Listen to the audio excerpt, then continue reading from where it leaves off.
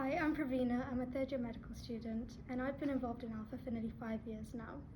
I was initially intrigued with Alpha because I was amazed at the idea that young people could influence research, and I've always been interested in public health.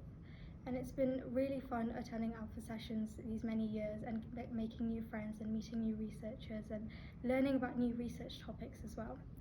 My name is Hugh Clements and I'm 20. I have joined Alpha since September 2021. The reason why I have decided to join Alpha is because I like to learn new things. I am also interested of attending some of the projects. Hi, I'm Alana. I'm 16 years old and I'm currently in Year 11 studying for my GCSEs.